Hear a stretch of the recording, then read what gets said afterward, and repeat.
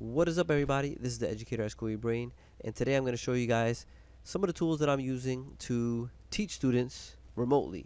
First thing I want to show you is my website. I created a website, and this is all made on Google.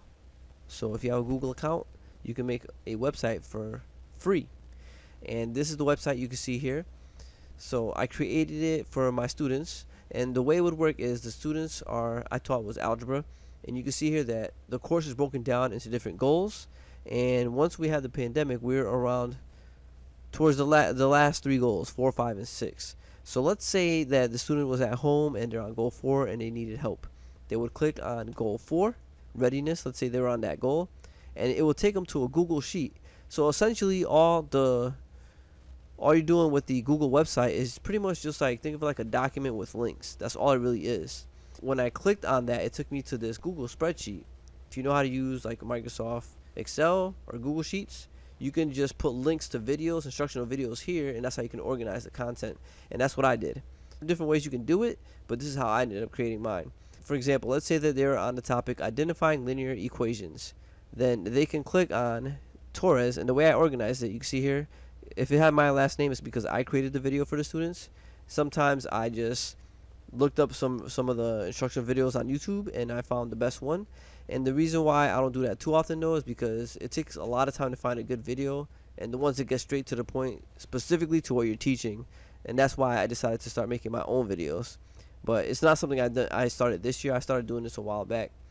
Well, let's say, look, if they want help with that topic, they click on it, it'll take them to a video. And this is my YouTube channel, Neo Math. This topic, I'm going to show you how to determine if, and you can see that it's going to walk them through how to do a specific topic. So I'm going to close that down, and you can see here, same thing. If I went to this link, it'll take me to a video that was made by Khan Academy. And the cool thing about this is, like I mentioned earlier, that sometimes it doesn't get straight to the point, but if you do watch the video and there's a specific part that you like, here's a little trick that you can do. You right click on the video, right? So like, let's say that I'm watching this video, and at exactly 3 minutes 24 seconds, so on this spot here, this is where I want the video to start for the student when they open the link up. You right click on the video, and look at here on the third option, copy video URL at the current time. So you copy that, and then you just paste that link into the document for Google Sheets. And then that's how it'll take them. So when they click on the link, it'll take them directly to that point in time. So that's a little trick you can use in order to skip all the extra stuff that they might not necessarily need in that video. But that's pretty much how I organize the instruction for my students. So I put it on the Google website, and the website connects to links to different instructional videos. Let's say the students started watching the video and they still got stuck. So this is kind of like how I try to organize the instructions. So I told the students to make sure you watch the videos first, because if it's something that you can just follow the process step by step, then they should be able to utilize the video, efficiently, or the video should be good enough. But sometimes, they're gonna get stuck. So what I had them do is I have them do a Google Meets with me, and we could do a one-on-one session or a small group depending on how many kids contact me. Well, I click on Google Meets, and you can see here, when you're in Google Meets, you hit join or start a meeting. So I hit join, start a meeting, and you can name it whatever you want.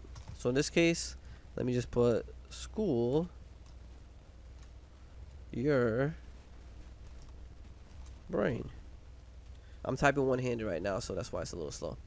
So School Your Brain, and I hit continue. And if you're wondering why I'm typing one-handed, it's because I'm using the camera for my cell phone to hold this up, so with my other hand, because my other webcam is not charged, and I didn't charge it. Which is another thing to point out, a little quick note, that I didn't use the webcam, as you can see in this video. I don't use the desktop that often for that because of the fact that I have to charge the camera. So I use the laptop, which I have a webcam built into it, and that's the one I usually met with the kids on. But I use this desktop because it allows me to write on my screen, and I'll show you that in a second. So look, we're here on the screen, and sometimes you may wonder, do I want to be able to have the kids see my face? You might not want to show your face. So you have this option. You click here, turn off camera. They won't see you, but they can hear you. You have audio. And if you want to mute the audio, let's say for some reason you're teaching from home and you have a kid and they start crying or something, you don't want your kids to listen to that, you hit mute, and boom, they won't hear you or see you.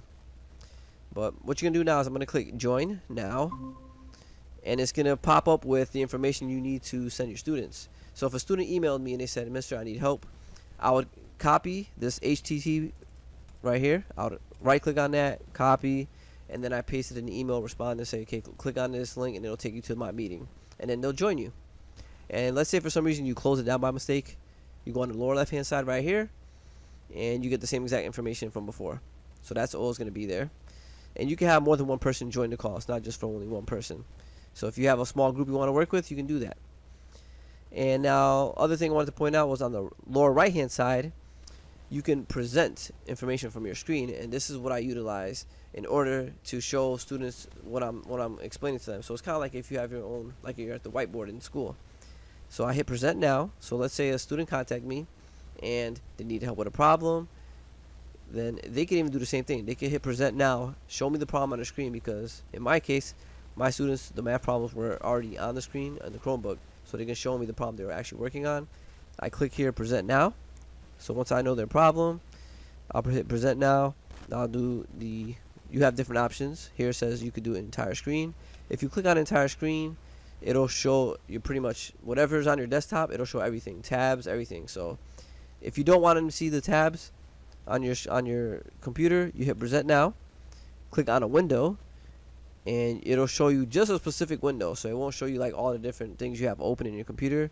Then I hit share, and then it'll just show whatever that thing is I want them to see. So I'll hit stop presenting. So anytime you hit stop presenting, it will get rid of that information, or the window that you're sharing with them. And then the last one is share a Chrome tab. So one of the tabs that you have open on your screen, you click on that, and then it'll open up one of the tabs. So for instance, I can open up the tab for my website, and it'll take them directly to my website, and they'll see just that tab only. And then I'm just going to go back to the tab with Google Meets, hit stop presenting, and then that's it. Oh, sorry, I forgot to show you the purpose of using that. But basically, let's say I have I'm going to hit present. I'm going to do my entire screen. So I'm going to share my screen with the students. And then I'm going to go down to, this is what I use to show my students, Microsoft Whiteboard. This is where I show my work to my students. So let me just hide this little tab here. And you can see you have like different pen tools. Okay, so now look, if I can use the mouse, but if you're trying to, write with the mouse, you click here. Actually, you can't even, I just noticed you can't even write with the mouse. See, you need a special tool, and this is the tool I'm using right here. So if you look here, I have a pen tablet, and this is just connects to your computer with a USB port. And I'll put a link in the description so you can see where to get this. You don't have to buy this specific one, but I'm just gonna share the link to exactly the one I used. It's gonna be probably a newer model though, because I had this is an older one. But all this is a Wacom tablet, and again, I'll put the link in the description.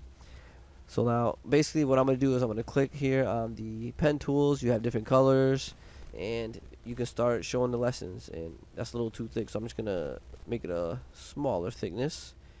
Use the eraser tool. You can erase mistakes, and boom, I can say, okay, 2 plus 2 equals 4, right? And you can start writing and erasing whatever you want to do. And if your students have access to Microsoft, like they have an account, I believe you need an account. I haven't used this feature, but I know you can invite people to the whiteboard. But the fact that I'm sharing the screen, I didn't really have to use that because they were already looking at my screen. And this is what I utilize. This is what I use with my students to, to give them some more personal one-on-one attention. And again, it's a free tool. You don't have to pay for that. The only other thing is that if you do decide to do instructional videos, you need some type of recording software. And this is the only other thing I'm going to recommend is the Camtasia. And they have an Educator discount. I'll see if I can find a link, and I'll share that with you as well. I'm not sponsored by them. I'm not promoting, I'm just telling you what I'm using, that's all. But yeah, so I use Camtasia, and it's pretty simple for editing. And you could, once you record it, you can share it to YouTube, or you can share it to just your Google Drive. And then that's how you can share those things on the website that I created. So I just put it to YouTube because I found it easier for me. Yeah, that's how pretty much I'm doing distance learning. Those are all the different tools that I use. And I'll leave the descriptions in the link below. And you can see that's pretty much it. That's all there is to it. On the other thing, you need some type of a microphone. So I have this microphone, but I had this for a really long time. It's a condenser mic, which is, something, it's over the top microphone. You don't really need it. People really use condenser mics for recording like music, things like that. So you can get a basic microphone. I'm not gonna have a link for that because I never bought one. I'm considering buying one because sometimes this has a lot of static built into it, and I might just get something that's simpler. But so probably look on Amazon or something for that. And that's pretty much it. That's all I do for distance learning. So if you have any questions, comments, feedback, whatever, put that in the comments below. And hopefully you learned something today. And if I definitely could appreciate it if you would hit a like, subscribe it, maybe share this with another teacher, post it in those Facebook groups. Maybe somebody else can use this. This is a new channel, not too long I've had this, and I'm trying to pretty much just help people. It's free content. I'm not charging anything. So if you have, I'm just trying to pursue my long-term goals, which is I want to be an educational consultant one day. So this is something that I know is going to benefit me because if you give me questions, I can do my best to try to answer those for you. I'm the educator at Screwbrain, and I hope you guys learned something good.